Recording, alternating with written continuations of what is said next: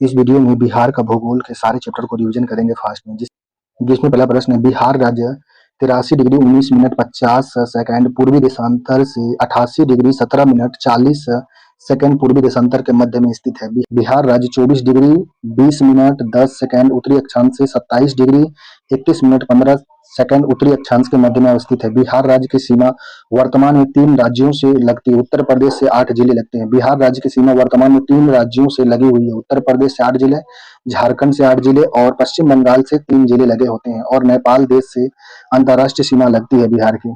बिहार राज्य की सबसे लंबी सीमा उत्तर प्रदेश राज्य से लगती है। जनगणना 2011 के अनुसार सबसे अधिक अनुसूचित जनजाति बिहार के संथाल में है। इसके अतिरिक्त उरांव, मुंडा, हो, खरवार, खरिया, भूमिका, थारू आदि जनजाति पाए जाते हैं। पुराना बिहार का 45.84% जमीन और 18 जिलों को लेकर झारखंड राज्य 15 नवंबर 2000 ईस्वी को बना था। पुराना बिहार का 45.84% जमीन और 18 जिलों को लेकर झारखंड राज्य 15 नवंबर 2000 ईस्वी को बना था। बिहार का वर्तमान क्षेत्रफल 94,163 वर्ग किलोमीटर है। बिहार में वर्तमान में 38 जिले हैं। बिहार में 40 पुलिस जिले हैं। पटना जिला का सीमा 9 जिला से लगती है। नालंदा, अरवल, जहानाबाद, बेगूसराय, लखीसराय, भोजपुर, सारण, वैशाली और समस्तीपुर से लगता है। पटना जिला की सीमा 9 जिलों से लगती है, जिसमें है नालंदा, अरवल, जहानाबाद, बेगूसराय, लखीसराय, भोजपुर, सारण, वैशाली और समस्तीपुर से लगता है। वर्ष 1956 में राज्य के पुनर्गठन के समय संयुक्त बिहार के तत्कालीन मानभूम जिले और पूर्णिया जिले का कुछ भाग पश्चिम बंगाल को दिया गया था। वर्ष 1956 में राज्य के पुनर्गठन के समय संयुक्त बिहार के तत्कालीन मानभूम जिले और पूर्णिया जिले के कुछ भाग को पश्चिम बंगाल को दे दिया गया था।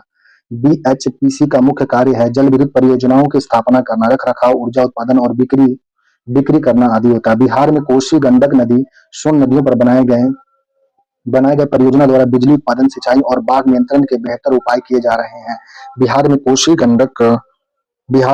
गंडक, सोन नदियों पर बनाए गए परियोजना द्वारा बिजली उत्पादन, सिंचाई और बाढ़ नियंत्रण के बेहतर उपाय किए जा रहे हैं। भागलपुर बिहार तसर रेशम के उत्पादन में भारत में प्रसिद्ध है। भागलपुर बिहार तसर रेशम के उत्पादन में भारत में प्रसिद्ध है। बिहार में मुख्यतः तसर, एरी और शहतूत 3 प्रकार के रेशम का उत्पादन होता है। बिहार में मुख्यतः तसर, एरी और शहतूत 3 प्रकार के रेशम का उत्पादन होता है। एरी रेशम यह अरंडी के पत्ते पर पलने वाला कीड़ा होता है। एरी रेशम यह अरंडी के पत्ते पर पलने वाला कीड़ा होता है। रेशम प्राकृतिक प्रोटीन से बना रेशा होता है। रेशम कीट का जीवन चक्र 6 से 8 सप्ताह होता है। रेशम कीट का जीवन चक्र 6 से 8 सप्ताह होता है और इसके 4 चरण होते हैं, अंडा, लार्वा, प्यूपा और वयस्क होता है। रेशम कीट का जीवन चक्र 6 से 8 सप्ताह का होता है और इसमें 4 चरण होते हैं, अंडा, लार्वा को कैटरपिलर कहते हैं, प्यूपा को कोकून कहते हैं और वयस्क को पतंगा कहते हैं। अंडे से लार्वा निकलता है जो शहतूत की पत्तियों को खाते हैं। लार्वा कोकून बनाते हैं। शहतूत के वृक्ष पर बॉम्बिक्स मोरी कीट पलता है।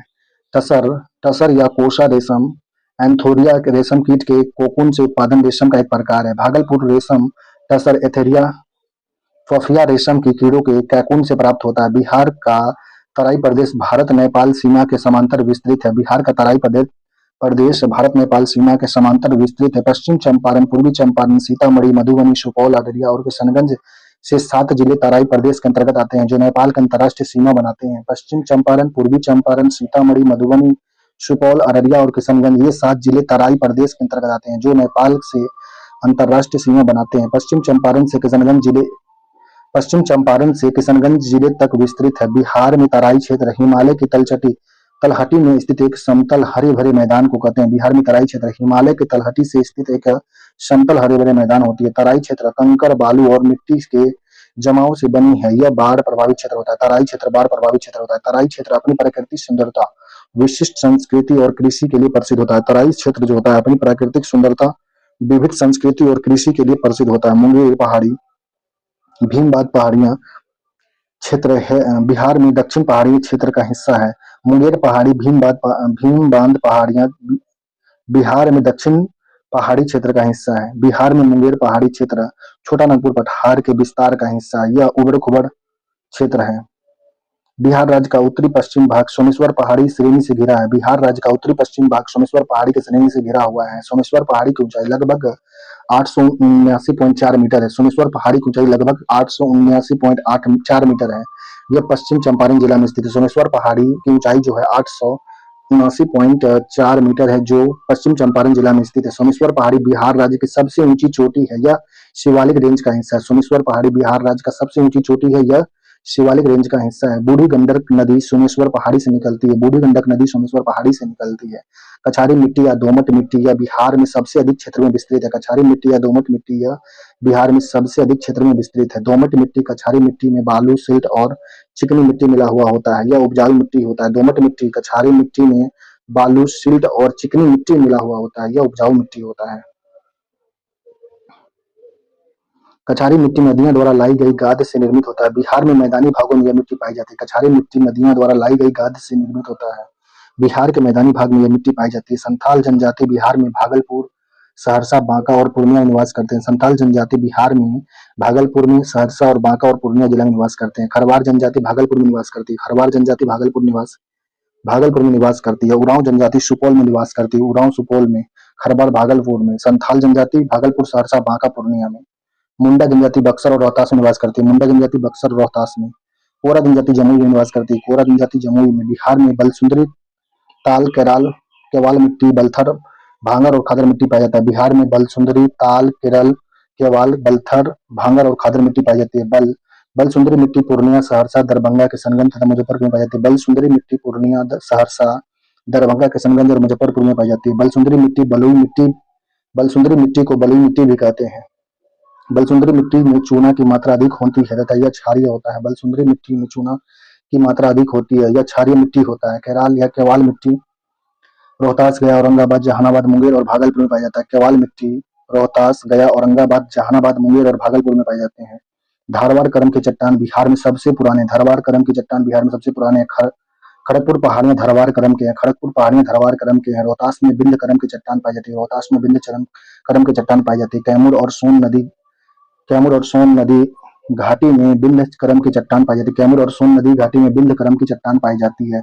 पिडमेंट दलदली मिट्टी पश्चिम चंपारण जिला के उत्तरी पश्चिमोत्तर भाग में पाई जाती है। पिडमेंट दलदल मिट्टी पश्चिम चंपारण जिला के उत्तरी पश्चिमोत्तर भाग में पाई जाती है। इस मिट्टी में नमी अधिक होती है। पिडमोट मिट्टी दलदली मिट्टी में नमी अधिक होती है, जो चावल की कृषि के लिए उपयुक्त होती है। चावल की कृषि के लिए उपयुक्त मिट्टी जो है नमी मिट्टी है, जिसमें दलदली ज्यादा होती है, जिसे पिडमोट मिट्टी कहते हैं। मिथिला मैदान का सीमावर्ती भाग झारखंड के सीमा से नहीं लगा हुआ है। कोपेन के जलवायु वर्गीकरण के अनुसार उत्तर बिहार की जलवायु CWG के द्वारा प्रदर्शित किया जाता है। कोपेन के जलवायु वर्गीकरण के अनुसार उत्तर बिहार की जलवायु को CWG द्वारा प्रदर्शित किया जाता है। उत्तर बिहार की जलवायु गर्म और शीतोष्ण है। उत्तर बिहार की जलवायु गर्म और शीतोष्ण है।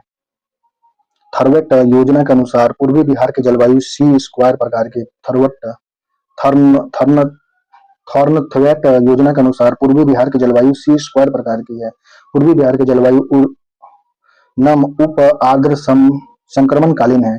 पूर्वी बिहार की जलवायु नम उप आर्द्र संक्रमणकालीन है। मुजफ्फरपुर, दरभंगा तथा चंपारण जिला में नवीन जलोढ़ खाद मिट्टी पाई जाती है। मुजफ्फरपुर, दरभंगा और चंपारण जिला में नवीन जलोढ़ खाद मिट्टी पाई जाती है। नवीन जलोढ़ मिट्टी उपजाऊ मिट्टी है। इसे धान, गेहूं, दलहन, तिलहन आदि की फसल होती है।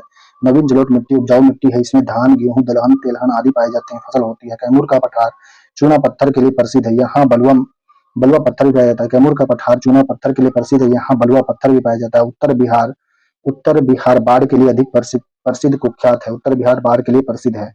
हिमालय क्षेत्र की नदियां कोसी, महानंदा, गंडक, गंगा आदि नदियां द्वारा बरसात के मौसम में काफी अधिक मात्रा में जल बहाव होता है, जिससे बाढ़ की समस्या उत्पन्न होती है। हिमालय क्षेत्र की नदियां जिसमें कोसी, महानदी, गंडक, गंगा आदि नदियां द्वारा बरसात के मौसम में काफी अधिक मात्रा में जल बहाव होता है, जिससे बाढ़ की समस्या उत्पन्न हो जाती है। बिहार का 73.06% भौगोलिक क्षेत्र बाढ़ से प्रभावित होता है। जो 28 जिले में 68,800 वर्ग किलोमीटर से प्रभावित करता है। बिहार की 73.06% भौगोलिक क्षेत्र बाढ़ से प्रभावित होता है, जिसमें 28 जिले शामिल है, जिसके 28 जिलों में 68,800 वर्ग किलोमीटर क्षेत्र प्रभावित होता है। बिहार का 73.06% भौगोलिक क्षेत्र बाढ़ से प्रभावित होता है, जिसमें 28 जिले शामिल हैं।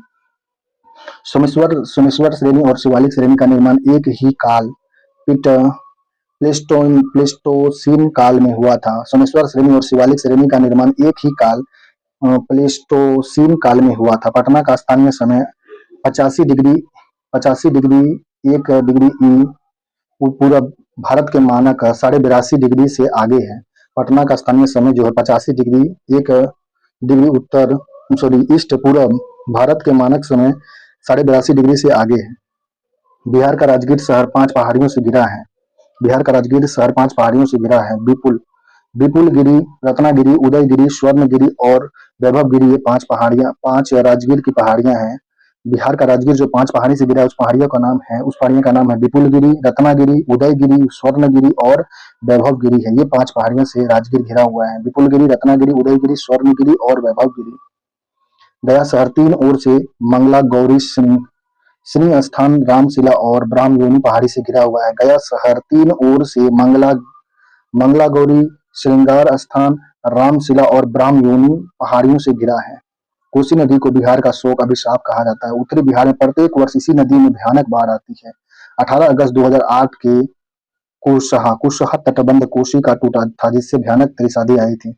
18 अगस्त 2008 के कुशहा तटबंध कोसी का टूटा, जिससे भयानक त्रसियादी आई थी। कोसी नदी गोसाईनाथ चोटी से निकलती है, बिहार में भीमनगर में प्रवेश करती है। कोसी नदी गोसाईनाथ चोटी से निकलती है, जो बिहार में भीमनगर में प्रवेश करती है। बिहार की भूमि गंगा नदी प्रणाली से अपवाहित होती है। बिहार की भूमि गंगा नदी प्रणाली से अपवाहित होती है। पुनपुन नदी फतुहा के पास गंगा में मिलती है।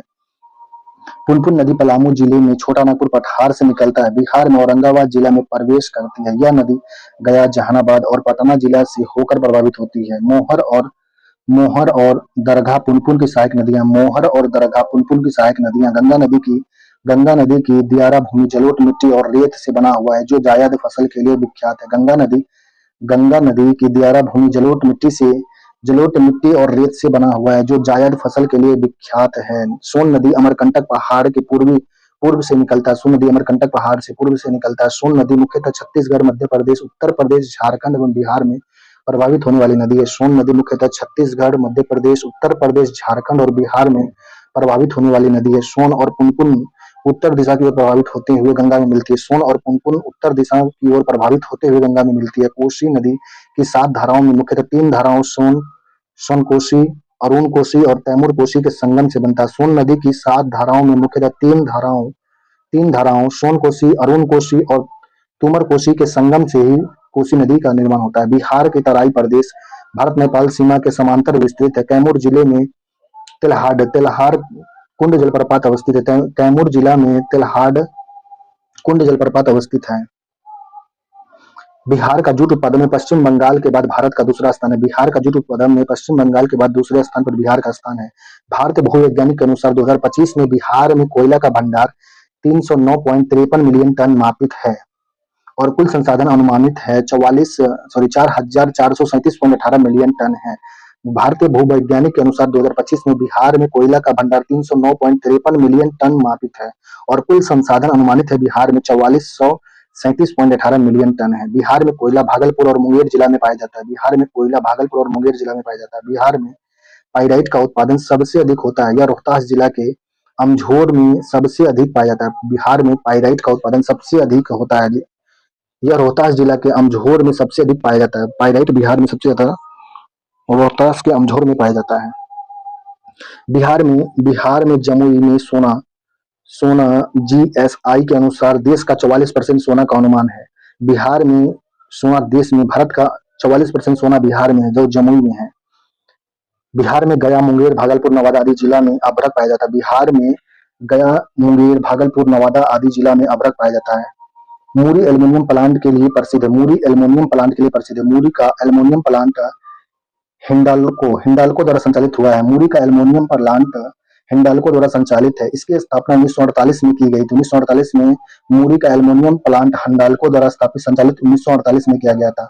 मूरी रांची झारखंड के स्वर्ण रेखा नदी के किनारे अवस्थित है। मूरी जो एल्युमिनियम का प्लांट है, यह रांची झारखंड में के स्वर्ण रेखा नदी के किनारे में अवस्थित है। पलामू में कोयला, ग्रेफाइट, लौह अयस्क, बॉक्साइड, चूना पत्थर, डोलोमाइट आदि खनिज पाए जाते हैं। पलामू में कोयला, ग्रेफाइट, लौह अयस्क, बॉक्साइड, चूना पत्थर, डोलोमाइट आदि खनिज पाए जाते हैं। सिंहभूम झारखंड लो एस के उत्पादन में अग्रणी है। सिंहभूम झारखंड जो है लो एस के उत्पादन में सबसे आगे है। हेमेटाइट हेमेटाइट लो एस का हेमेटाइट लो एस का है, जिसमें 70% लो अंश होता है। 2011 की जनगणना के अनुसार बिहार का साक्षरता दर 61.8% है। 2011 की जनगणना के अनुसार बिहार का साक्षरता दर 61.8% है। 2011 की जनगणना रिपोर्ट के अनुसार बिहार में पुरुष साक्षरता दर कितनी है? 71.20% है। 2011 की जनगणना के अनुसार बिहार में पुरुष का साक्षरता कितना है? 71.20% है। 2011 की जनगणना के अनुसार बिहार में महिला साक्षरता दर जो है 51.50% है। 2011 की जनगणना के अनुसार बिहार में महिला की साक्षरता 51.50% है। 2011 की जनगणना के अनुसार बिहार में कटिहार जिला में अनुसूचित जनजाति की संख्या 5.86% है। 2011 की जनगणना के अनुसार बिहार में कटिहार जिला में अनुसूचित जनजाति की संख्या 5.86% है। 2011 की जनगणना के अनुसार बिहार के कुल आबादी का एसटी आबादी 1.3% है। 2011 की जनगणना के अनुसार बिहार में कुल आबादी का एसटी आबादी जो है 1.3% है। बिहार में पश्चिम चंपारण जिला में अनुसूचित जनजाति की संख्या 6.35% सबसे अधिक है। बिहार में पश्चिम चंपारण जिला में अनुसूचित जनजाति की संख्या 6.35% सबसे अधिक है। एसआरएस रिपोर्ट 2022 के अनुसार 2020 में बिहार में शिशु मृत्यु दर 1000 जीवित जन्मों पर 27 रहा बिहार का, जिसमें 28 था भारत का। भारत में जीवित जन्म पर 28 जो मृत्यु दर कितना है 2020 और 22 में। एसआईआर रिपोर्ट 2025 के अनुसार बिहार में मात्र मृत्यु दर एमएमआर जो 2025 में 374 से घटकर 100 हो गई है।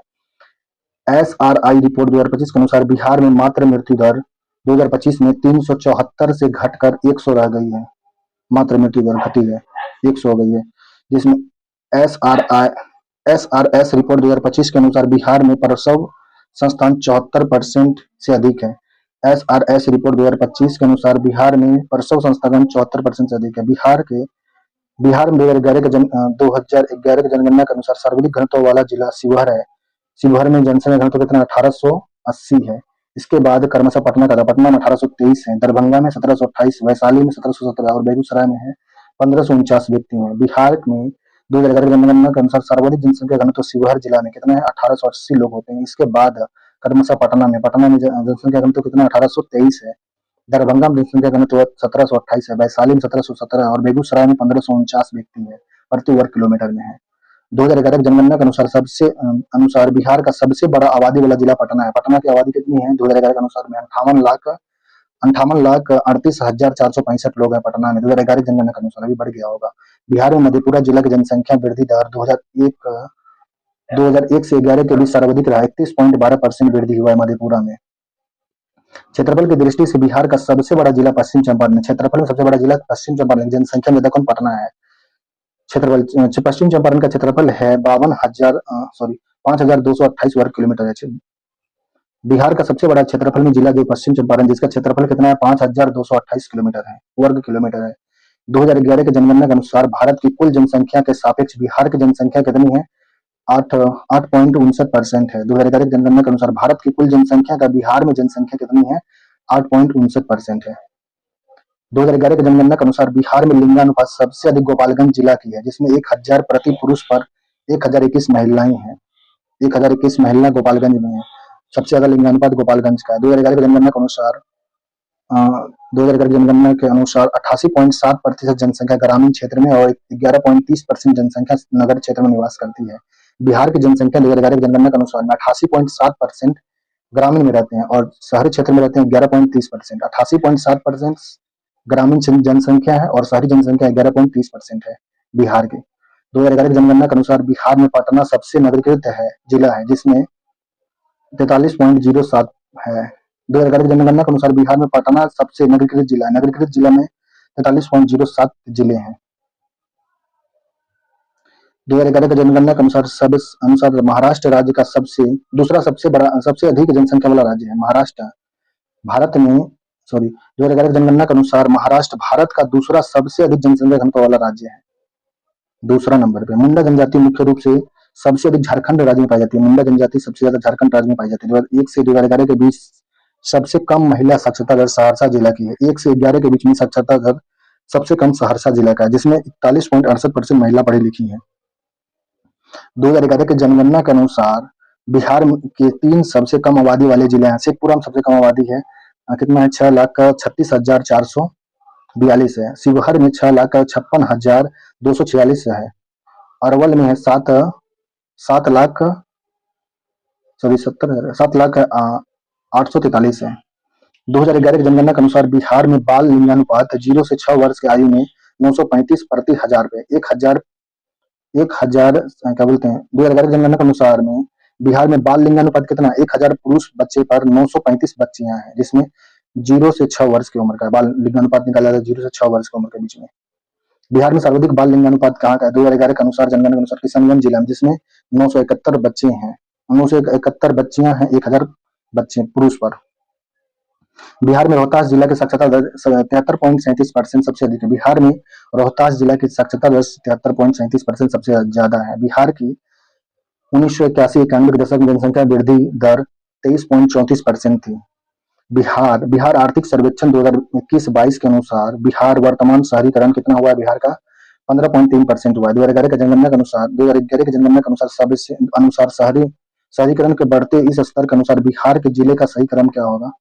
बिहार का जिला का नवादा, नालंदा में शहरीकरण ज्यादा हो रहा है, उसके बाद मुंगेर में हो रहा है, मुंगेर से ज्यादा पटना में हुआ, पटना में 43% शहरीकरण हुआ है, मुंगेर में 28% हुआ है और 26% नालंदा में शहरीकरण हुआ है। भारतीय जनगणना 11 के अनुसार बिहार राज्य में लिंगानुपात कितना है, भारतीय जनगणना 2011 के अनुसार बिहार राज्य का लिंगानुपात 918 है। 1,000 पुरुष पर 918 महिलाएं हैं, जबकि बाल लिंगानुपात बोले 935 है। भारत का लिंगानुपात कितना, 943 है, 943 है। 1,000 पुरुष पर 943 है भारत का लिंगानुपात 2011 की जनगणना के अनुसार। बिहार में सर्वाधिक अनुसूचित जातियों वाला जिला कौन सा है, गया है। बिहार में सर्वाधिक अनुसूचित जाति वाला जिला गया है, जिसमें अनुसूचित जाति की संख्या कितनी, 1,33,435 है। बिहार में न्यूनतम अनुसूचित जाति की संख्या शिवहर में 96,655 है। उरांव जनजाति प्रोटो ऑस्ट्रेलॉयड और द्रविड़ परिवार से संबंधित है। मुंडा भी इसी परिवार का हिस्सा है। उरांव जनजाति प्रोटो ऑस्ट्रेलॉयड और द्रविड़ परिवार से संबंधित है। मुंडा भी इसी परिवार का है। 2011 का जनगणना के अनुसार हिंदुओं में लिंगानुपात 915 है।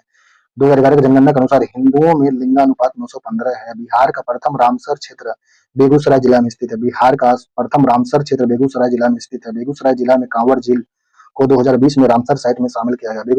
बेगूसराय जिला में कांवर झील को 2020 में रामसर साइट में शामिल किया गया। रामसर ईरान का एक शहर है। रामसर कन्वेंशन 1971, जिसे आर्द्रभूमि वेटलैंड कन्वेंशन भी कहा जाता है। रामसर कन्वेंशन 1971, जिसे आर्द्रभूमि वेटलैंड कन्वेंशन भी कहा जाता है। रामसर एक अंतर सरकारी पर्यावरण संधि है जो आर्द्रभूमि के संरक्षण और सतत उपयोग के लिए कानूनी रूप से बाध्यकारी होता है। रामसर एक अंतर सरकारी पर्यावरण संधि है जो आर्द्रभूमि के संरक्षण और सतत उपयोग के लिए कानूनी रूप से बाध्यकारी होता है। भीमबांध वन्यजीव अभ्यारण्य बिहार के मुंगेर जिला में स्थित है। भीमबांध वन्यजीव अभ्यारण्य बिहार के मुंगेर जिला में स्थित है। भीमबांध वन्यजीव अभ्यारण्य की स्थापना वर्ष 1976 में हुआ था। भीमबांध वन्यजीव अभ्यारण्य का स्थापना 1976 में हुआ था। वाल्मीकि नेशनल पार्क को 1978 में वन्यजीव अभ्यारण्य और 1990 में नेशनल पार्क का दर्जा दिया गया था। वाल्मीकि नेशनल पार्क 1978 में वन्यजीव का अभ्यारण्य का दर्जा दिया और 1990 में नेशनल पार्क का दर्जा दिया था। यह पश्चिम चंपारण जिला में स्थित, पश्चिम चंपारण में कौन है, वाल्मीकि नेशनल पार्क है। वाल्मीकि की राष्ट्रीय उद्यान को 1990 के दशक में टाइगर रिजर्व का दर्जा दिया गया था। वाल्मीकि की राष्ट्रीय उद्यान को 1990 के दशक में टाइगर रिजर्व का दर्जा दिया गया। गौतम बुद्ध वन्यजीव अभ्यारण्य गया जिला में स्थित है। गौतम बुद्ध वन्यजीव अभ्यारण्य गया जिला में स्थित है। राजगीर पंत वन्यजीव अभ्यारण्य नालंदा जिला में अवस्थित है। राजगीर पंत वन्यजीव अभ्यारण्य नालंदा जिला में स्थित है। कैमूर वन्यजीव अभ्यारण्य बिहार का सबसे बड़ा वन्यजीव अभ्यारण्य है। कैमूर वन्यजीव अभ्यारण्य बिहार का सबसे बड़ा वन्यजीव अभ्यारण्य है। बिहार में भागलपुर में बर्ड रिंगिंग स्टेशन स्थापित है। देश का चौथा और राज्य का प्रथम किया गया है। बिहार में भागलपुर में बर्ड रिंगिंग स्टेशन स्थापित किया गया। देश का चौथा और राज्य का, बिहार का प्रथम है। यह बर्ड रिंगिंग स्टेशन भारत का चौथा है बिहार में, और बिहार में प्रथम खुला है। भागलपुर प्रवासी पक्षियों के प्रजनन स्थल में से एक है। भागलपुर प्रवासी पक्षियों के प्रजनन स्थलों में से एक है। बड़े रिंगिंग स्टेशन का मुख्य उद्देश्य प्रवासी पक्षियों को निगरानी करना होता है। बड़े रिंगिंग स्टेशन का मुख्य उद्देश्य प्रवासी पक्षियों की निगरानी करना होता है। विक्रमशिला गंगा डॉल्फिन अभ्यारण्य बिहार के भागलपुर जिला में अवस्थित है। विक्रमशिला गंगा डॉल्फिन अभ्यारण्य बिहार के भागलपुर जिला में अवस्थित है। विक्रमशिला गंगा डॉल्फिन अभ्यारण्य की स्थापना 1991 में किया गया था। विक्रमशिला गंगा डॉल्फिन अभ्यारण्य की स्थापना 1991 में किया गया था। केंद्र सरकार ने 5 अक्टूबर 2009 को गंगा के डॉल्फिन को भारत का राष्ट्रीय जलजीव घोषित किया था। 5 अक्टूबर 2009 को प्रतिवर्ष बिहार में 5 अक्टूबर को डॉल्फिन दिवस मनाया जाता है। बिहार में प्रतिवर्ष 5 अक्टूबर को डॉल्फिन दिवस मनाया जाता है। नालंदा विश्वविद्यालय अधिनियम 2010 लाया गया था। 2010 में नालंदा विश्वविद्यालय अधिनियम 2010 में लाया गया था। सितंबर 2014 में इसे विश्वविद्यालय में छात्रों का प्रथम बैच का नामांकन हुआ था। सितंबर 2014 में इस विश्वविद्यालय नालंदा विश्वविद्यालय में छात्रों का प्रथम बैच का नामांकन हुआ। नालंदा महाविहार को जुलाई 2016 में यूनेस्को की विश्व धरोहर सूची में शामिल किया गया था। नालंदा महाविहार की जुलाई 2016 में यूनेस्को की विश्व धरोहर सूची में शामिल किया गया था।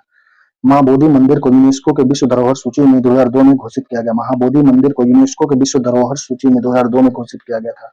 बिहार का प्रथम तैरता हुआ सोलर ऊर्जा संयंत्र दरभंगा सिटी के हैदराबाद में स्थित है।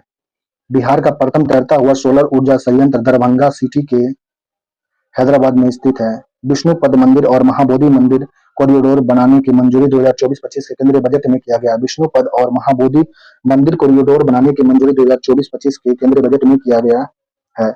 बिहुला बिशहरी महोत्सव अगस्त माह में भागलपुर क्षेत्र में मनाया जाता है। बिहुला बिशहरी महोत्सव अगस्त माह में भागलपुर क्षेत्र में मनाया जाता है। मंजूषा कला बिहुला बिशहरी लोक कथा पर आधारित होती है। मंजूषा कला बिहुला बिशहरी लोक कथा पर आधारित होती है। बिहार सरकार ने यूएनडीपी के साथ समझौता ज्ञापन पर हस्ताक्षर किया, जिसके तहत 2040 तक राज्यों को प्रदूषण मुक्त करने का उद्देश्य रखा गया है। बिहार सरकार ने यूएनडीपी के साथ समझौता ज्ञापन पर हस्ताक्षर किया, जिसके अनुसार 2040 तक राज्यों को प्रदूषण मुक्त करने का उद्देश्य रखा गया। बिहार में जीआई टैग प्राप्त भागलपुर का जर्दालू आम, मुजफ्फरपुर का शाही लीची, भागलपुर का जर्दालू आम को जीआई टैग दिया गया। मुजफ्फरपुर का शाही लीची को जीआई टैग दिया गया है। भागलपुर का सिल्क को जीआई टैग दिया गया है। कतरनी चावल भागलपुर का है। सिलाव खाजा, मगही पान, मधुबनी पेंटिक, मिथिला का मखाना, पश्चिम चंपारण का मरछा चावल और क्या है सिक्के घास उत्पादन कला आदि जीआई टैग प्राप्त है। मधेपुरा लोकोमोटिव फैक्ट्री में 12,000 अश्वशक्ति का विद्युत रेल इंजन बनाया जा रहा है। मधेपुरा लोकोमोटिव फैक्ट्री में 12,000 अश्वशक्ति एचपी का विद्युत रेल इंजन बनाया जा रहा है। सुलम इंटरनेशनल की स्थापना 1970 में किया गया था। छपरा के मढ़ौरा रेल इंजन कारखाना 2 सितंबर 2018 से रेल इंजन का उत्पादन प्रारंभ किया है। छपरा के मढ़ौरा रेल इंजन कारखाना 2 सितंबर 2018 से रेल इंजन का उत्पादन प्रारंभ किया है। सिवान जिला के दियारापुर ब्लॉक के बेला में रेल व्हील प्लांट स्थापित किया गया है। सिवान जिला के दियारा ब्लॉक के बेला में रेल चक्का का प्लांट स्थापित किया गया। सुलभ इंटरनेशनल की स्थापना बिंदेश्वर पाठक ने किया था। सुलभ इंटरनेशनल के स्थापना संस्थापक बिंदेश्वर पाठक थे। सुलभ जल परियोजना दरभंगा जिला में जुलाई 2018 से सुलभ इंटरनेशनल द्वारा प्रारंभ किया गया है। सुलभ जल परियोजना दरभंगा जिला से जुलाई 2018 से सुलभ इंटरनेशनल द्वारा प्रारंभ किया गया है। बिंदेश्वरी पाठक को 1991 में पद्म विभूषण से तथा मरणोपरांत 2024 में पद्म भूषण से सम्मानित किया गया था। बिंदेश्वरी पाठक को 1991 में पद्म भूषण से तथा मरणोपरांत 2024 में पद्म भूषण से सम्मानित किया। पद्म भूषण पहले उसको पद्म विभूषण मिला 2024 में, मरणोपरांत मिला। और बिंदेश्वरी पाठक को 1991 में पद्म भूषण मिला था और मरणोपरांत 2024 में पद्म विभूषण से सम्मानित किया गया है।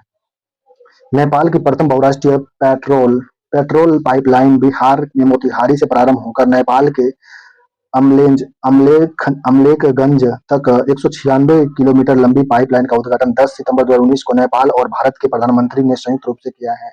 नेपाल की प्रथम बहुराष्ट्रीय पेट्रोल पाइपलाइन बिहार में मोतिहारी से प्रारंभ होकर नेपाल के अमेलगंज तक 196 किलोमीटर लंबी पाइपलाइन का उद्घाटन 16 सितंबर 2019 को नेपाल और भारत के प्रधानमंत्री ने संयुक्त रूप से किया है। बिहार सरकार ने शराबबंदी के उल्लंघन के विरोध में ऑपरेशन प्रहार प्रारंभ किया। बिहार सरकार ने शराबबंदी के उल्लंघन के विरोध में ऑपरेशन प्रहार प्रारंभ किया। ऑपरेशन प्रहार नक्सलियों के विरुद्ध चलाई जा रही है। ऑपरेशन प्रहार नक्सलियों के विरुद्ध चलाई जा रही है बिहार में।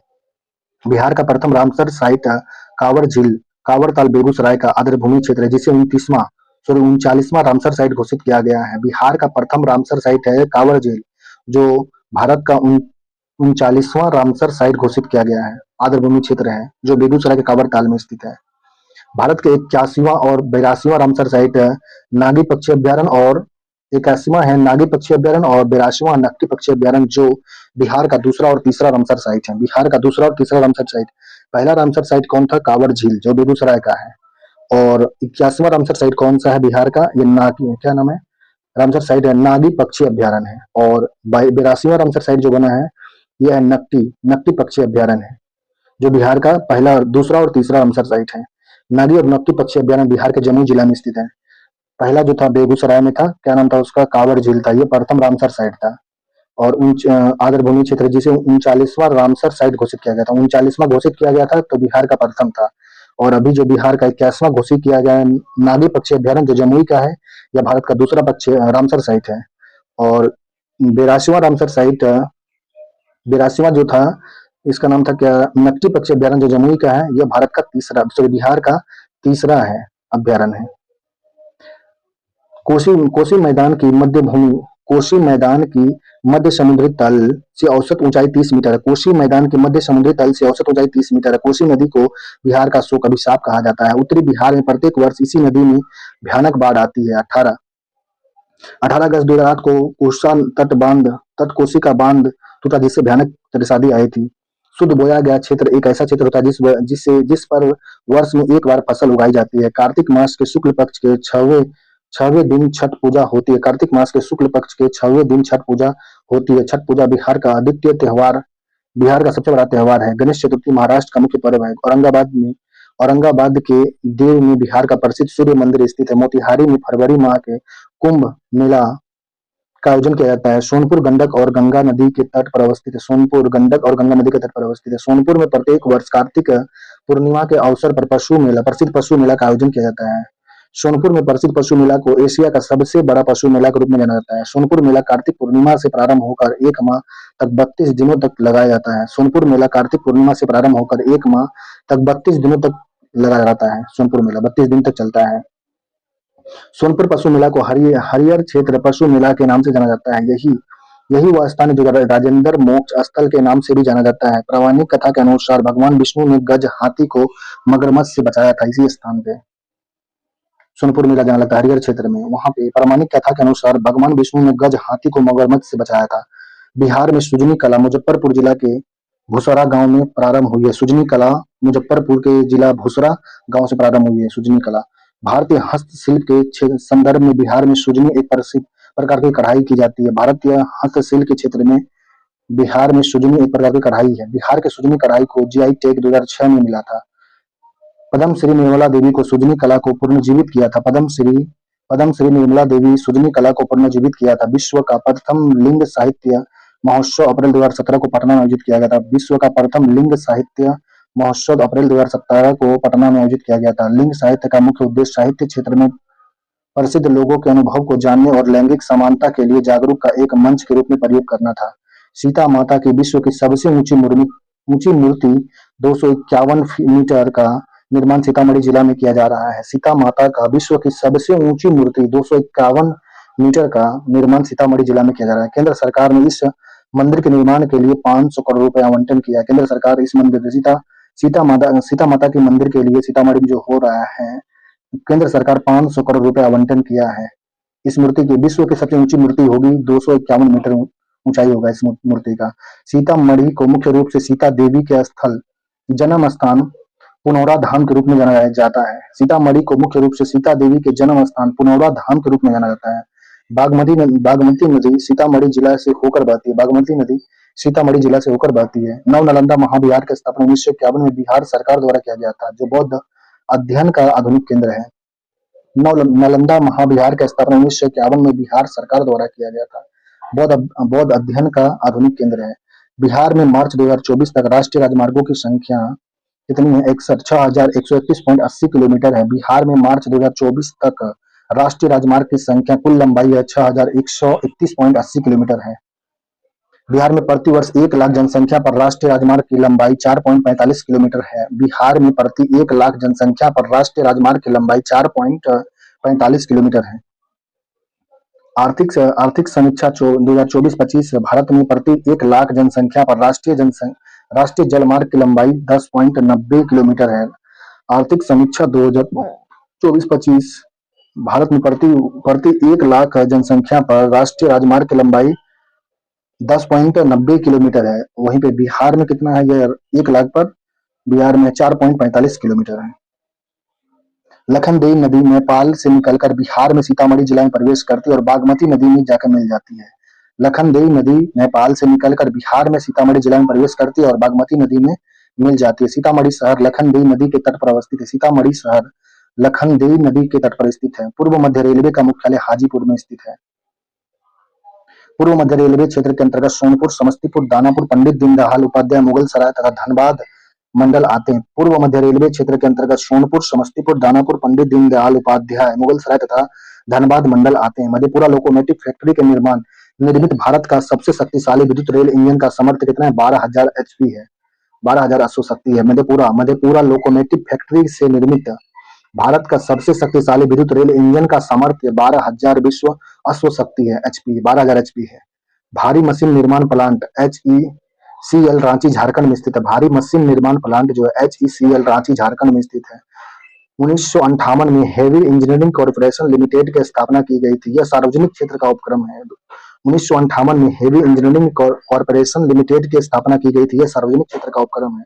टाटा लोह इस्पात कारखाना में लौह अयस्क का आपूर्ति सिंहभूम और मयूरभंज जिला से होता है। टाटा लोह इस्पात कारखाना में लौह अयस्क की आपूर्ति सिंहभूम और मयूरभंज जिला से होता है। 26 अगस्त 2007 को 26 अगस्त 1907 में टाटा लोह इस्पात कारखाना टिस्को की स्थापना हुई थी। 26 अगस्त 1907 में TISCO Tata iron steel company की स्थापना की गई थी। टिस्को वास्तविक रूप से भारत का पहला लौह और इस्पात विनिर्माण संयंत्र था। टिस्को भारत का वास्तविक रूप से भारत का पहला लौह और इस्पात संयंत्र था। बरौनी रिफाइनरी की स्थापना 1964 में इंडियन ऑयल कॉर्पोरेशन द्वारा किया गया। बरौनी रिफाइनरी की स्थापना 1964 में इंडियन ऑयल कॉर्पोरेशन द्वारा किया गया। बरौनी रिफाइनरी सोवियत रूस और रोमानिया के सहयोग से बनाया जाता है। बरौनी रिफाइनरी सोवियत रूस और रोमानिया के सहयोग से बनाया गया था। बंजरी सीमेंट कंपनी बिहार के रोहतास जिला में बंजरी में स्थित है। बंजरी सीमेंट का एक अब कल्याणकारी सीमेंट लिमिटेड KCL है। इसकी स्थापना 1937 में हुई थी। 2008 में डालमिया सीमेंट भारत लिमिटेड ने KCL का अधिग्रहण कर लिया है। 2008 में डालमिया सीमेंट भारत लिमिटेड ने KCL का अधिग्रहण कर लिया है। बिहार में पटसन उद्योग उत्तर पूर्वी बिहार मैदान में स्थित है। बिहार में पटसन उद्योग उत्तर पूर्वी बिहार मैदान में स्थित है। भागलपुर सेरीकल्चर सिलिकॉन के निर्माण तथा उससे बने उत्पाद के लिए विश्व प्रसिद्ध है।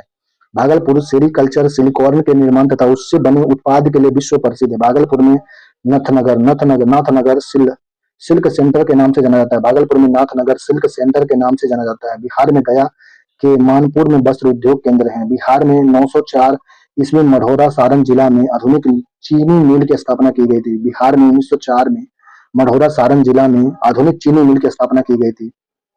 1840 में बेतिया में डचों द्वारा प्रथम चीनी कारखाना स्थापित करने का प्रयास किया गया था। 1840 में बेतिया में डचों द्वारा प्रथम चीनी कारखाना स्थापित करने का प्रयास किया गया था।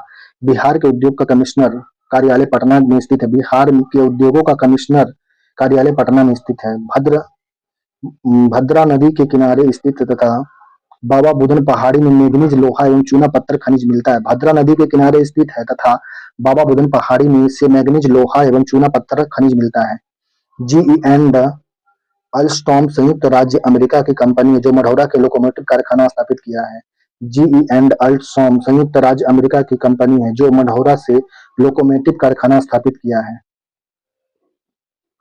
Marhaura locomotive Wabtec corporation, GE transportation और भारतीय रेलवे के बीच एक संयुक्त उद्यम है। 2015 में बैबटेक और भारतीय रेलवे के बीच एक संयुक्त उद्यम के रूप में स्थापित किया गया था। कपलिंग एक निजी लिमिटेड कंपनी है। यह कास्ट आयरन और पाइप फिटिंग बनाने के काम करती है। कपलिंग कंपनी एक निजी लिमिटेड कंपनी है। यह कास्ट आयरन पाइप और फिटिंग बनाने के काम करती है। कपलिंग के द्वारा बिहार के बक्सर जिला में राजपुर में धातु उद्योग की स्थापना किया गया। कपलिंग के द्वारा बिहार के बक्सर जिला में गाजीपुर में धातु उद्योग की स्थापना किया गया। मोतिहारी अमलेखगंज नेपाल पाइपलाइन का उद्घाटन 10 सितंबर 2019 को भारत के प्रधानमंत्री मोदी के द्वारा किया गया था। मोतिहारी अमलेखगंज नेपाल दक्षिण एशिया की पहली सीमा पर जाने वाली पेट्रोलियम उत्पाद का पाइपलाइन है। मोतिहारी अमलेखगंज नेपाल दक्षिण एशिया की पहली सीमा पर पार जाने वाली पेट्रोलियम उत्पाद की पाइपलाइन है। यह पाइपलाइन बरौनी रिफाइनरी से दक्षिण पूर्वी नेपाल के अमलेखगंज तक ईंधन का परिवहन से संबंधित है। बिहार में बरौनी, बाढ़, कहलगांव, कांटी, नवीननगर, बक्सर आदि में थर्मल पावर प्लांट है जो कोयला से चलता है। बिहार में बरौनी है, बाढ़, कहलगांव, कांटी, नवीननगर, बक्सर आदि में थर्मल पावर प्लांट है जो कोयले से चलते हैं। बाढ़ super thermal power station Bihar में स्थित है जो एनटीपीसी के अंतर्गत आता है। बाढ़ super thermal thermal power station Bihar में स्थित है जो एनटीपीसी के अंतर्गत आता है। एनटीपीसी की स्थापना 1975 में किया गया था। एनएचपीसी की स्थापना 1975 में किया गया था। दिसंबर 2019 में बाढ़ सुपर थर्मल पावर स्टेशन से बिजली का उत्पादन प्रारंभ हुआ। दिसंबर 2019 में बाढ़ सुपर थर्मल पावर स्टेशन से बिजली का उत्पादन प्रारंभ हुआ है। Vindhyachal super thermal power station Bharat का सबसे बड़ा थर्मल पावर प्लांट है जो मध्य प्रदेश के सिंगरौली में स्थित है। Vindhyachal super thermal power station Bharat का सबसे बड़ा थर्मल पावर स्टेशन है जो मध्य प्रदेश के सिंगरौली में स्थित है। नील के धब्बे उपन्यास का लेखक विंध्याचल प्रसाद गुप्ता है जो पुस्तक महात्मा गांधी के जीवन और उनके विचार से केंद्रित है। बिहार में प्रथम समेकित चेक पोस्ट की स्थापना 7 अप्रैल 2018 को किया गया। बिहार में प्रथम समेकित चेक पोस्ट की स्थापना 7 अप्रैल 2018 को किया गया है। समेकित चेक पोस्ट रक्सौल बीरगंज में स्थापित भारत और नेपाल के बीच किया गया है। समेकित चेक पोस्ट रक्सौल बीरगंज में स्थापित भारत और नेपाल के द्वारा किया गया है। 21 जनवरी 2020 को भारत के प्रधानमंत्री नरेंद्र मोदी और नेपाल के प्रधानमंत्री केपी ओली शर्मा ने संयुक्त रूप से भारत नेपाल के बीच जोगबनी, अररिया और विराटनगर के बीच इंटीग्रेटेड एक चेक पोस्ट का उद्घाटन किया है। 21 जनवरी 2020 को भारत के प्रधानमंत्री नरेंद्र मोदी और नेपाल के प्रधानमंत्री केपी शर्मा ओली ने संयुक्त रूप से भारत नेपाल के बीच जोगबनी, अररिया और विराटनगर के बीच इंटीग्रेटेड चेक पोस्ट का उद्घाटन किया। बिहार में पहला सांकेतिक डाकघर की स्थापना पटना के जेपीओ में 1 जुलाई 1917 को किया जनता के लिए खोला हुआ है जो पोस्ट एंट्रीग्राम ऑफिस के नाम से जाना जाता है। बिहार में पटना में 16 मार्च 2018 को बिस्को मान भवन में प्रथम आईटी स्टार्टअप हब उद्घाटन किया गया। बिहार में पटना में 16 मार्च 2018 को बिस्को मान भवन में प्रथम आईटी स्टार्टअप का उद्घाटन किया गया है। स्वच्छग्रहियों में राष्ट्रीय सम्मेलन चंपारण में महात्मा गांधी के नेतृत्व में हुए सत्याग्रह के शताब्दी समारोह के एक अंग के रूप में आयोजित किया गया था। सुलभ इंटरनेशनल ने बिहार के दरभंगा जिला में जुलाई 2018 में सुलभ जल नामक परियोजना प्रारंभ किया था। सुलभ जल परियोजना के तहत सस्ती जल उपलब्ध कराया जाएगा। तालाब एवं नदियों के दूषित जल को स्वच्छ एवं सुरक्षित पेयजल में परिवर्तित किया जाता है। सुलभ जल परियोजना के तहत सस्ती जल उपलब्ध कराया जाएगा। तालाब एवं नदी के दूषित जल को स्वच्छ एवं सुरक्षित पेयजल में परिवर्तित किया जाएगा। वर्ष 2025 में बिहार का एचडीआई का अनुमान स्कोर 0.536 है। सर्वप्रथम मानव विकास सूचकांक एचडीआई संयुक्त राष्ट्र विकास कार्यक्रम यूएनडीपी द्वारा 1990 में महबूब उल हक और अमर्त्य सेन के प्रयास से जारी किया गया था। सर्वप्रथम मानव विकास सूचकांक एचडीआई संयुक्त राष्ट्र विकास कार्यक्रम यूएनडीपी द्वारा 1990 में महबूब उल हक और अमर्त्य सेन के प्रयास से किया गया था। मानव विकास सूचकांक जारी करने के लिए बिहार प्रत्याशा शिक्षा और प्रति व्यक्ति आय के आधार पर जारी किया जाता है। मानव विकास सूचकांक जारी करने के लिए जीवन प्रत्याशा शिक्षा और प्रति व्यक्ति आय के आधार पर जारी किया जाता है। कृषि कर्मण पुरस्कार भारत सरकार ने 2 जनवरी 2020 को बिहार राज्य को प्रदान किया था। कृषि कर्मण पुरस्कार बिहार राज्य में मक्का और गेहूं के उत्पादन और क्षेत्र के लगातार वृद्धि के लिए दिया गया है था। शराबबंदी देसी शराब और ताड़ी के जिन अनुसूचित जाति और जनजातीय निर्धन को आर्थिक स्थिति दयनीय हो गई वैसे परिवार को सतत जीवनोपार्जन योजना के तहत 2 लाख रुपए तक की वित्तीय सहायता प्रदान की जाती है। सतत जीविकोपार्जन योजना 5 अगस्त 2018 से बिहार में लागू किया गया है। प्रधानमंत्री गरीब कल्याण योजना 20 जून 2020 को प्रधानमंत्री द्वारा नरेंद्र मोदी खगड़िया जिले के बलदौर प्रखंड में तेलहर गांव से प्रारंभ किया था। प्रधानमंत्री गरीब कल्याण योजना 20 जून 2020 को प्रधानमंत्री नरेंद्र मोदी खगड़िया जिला के बलदौर प्रखंड से तेलहर गांव से प्रारंभ किया था। गरीब कल्याण योजना रोजगार योजना का मुख्य उद्देश्य कोविड-19 महामारी से प्रभावित कामगारों को गांव में आजीविका का अवसर मुहैया कराना था। सेफ सिटी सर्विलांस बिहार में 2017 के महिलाओं के विरुद्ध होने वाले अपराध पर अंकुश लगाने के लिए बिहार सरकार ने प्रारंभ किया है। सेफ सिटी सर्विलांस के तहत सभी प्रमुख सार्वजनिक स्थानों को कार्टलेज सर्किट टेलीविजन कैमरों को सख्त निगरानी के लिए लगाया गया है। छोटा नागपुर के जंगल में मुख्यतः शुष्क पर्णपाती वनस्पति पाई जाती है। छोटा नागपुर के जंगल में मुख्यतः शुष्क पर्णपाती वनस्पति पाई जाती है। इस क्षेत्र में सवाना वन भी पाए जाते हैं। भारत का वन स्थिति रिपोर्ट 2023 के अनुसार बिहार में कुल भौगोलिक क्षेत्र का 7.84% प्रतिशत भाग पर वन है, जो कितने किलोमीटर में है? 73.79 वर्ग किलोमीटर में। भारत वन स्थिति रिपोर्ट 2023 के अनुसार बिहार में कुल भौगोलिक क्षेत्र का 7.84 भाग पर वन है, जो कितने किलोमीटर में फैला हुआ है? 7380.79 किलोमीटर में फैला हुआ है। बिहार में ऑपरेशन प्रहार की शुरुआत 2020 में गंभीर अपराध घटनाओं में शामिल आरोपी और शराबबंदी का उल्लंघन करने वाले के विरुद्ध संचालित किया गया था। बिहार में ऑपरेशन प्रहार की शुरुआत 2020 में गंभीर आपराधिक घटनाओं में शामिल अपराधियों और शराबबंदी के उल्लंघन करने वाले के विरुद्ध में चलाया गया था ऑपरेशन प्रहार। बिहार में कानून द्वारा गौ वध बिहार पशु संरक्षण और सुधार अधिनियम 1955 के तहत गाय, बैल, सांड और बछड़ा के वध को प्रतिबंधित किया गया है। बिहार में कानून द्वारा गौ वध बिहार पशु संचारण और सुधार अधिनियम 1955 के तहत गाय, बैल, सांड और बछड़ा के वध को प्रतिबंधित किया गया है 1955 से ही। बिहार में सबसे अधिक घने पतझड़ वाले वन क्षेत्र पश्चिम चंपारण में। बिहार में सबसे अधिक घने पतझड़ वाले वन क्षेत्र पश्चिम चंपारण में है। पागलखाना केंद्र मन चिकित्सा संस्थान रांची झारखंड में स्थित है। पागलखाना केंद्र मन चिकित्सा संस्थान रांची झारखंड में स्थित है। कुमुदलाल गांगुली अशोक कुमार का जन्म भागलपुर में 13 अक्टूबर 1911 को हुआ था। कुमुदलाल गांगुली अशोक कुमार का जन्म भागलपुर में 13 अक्टूबर 1911 को हुआ था। बिहार का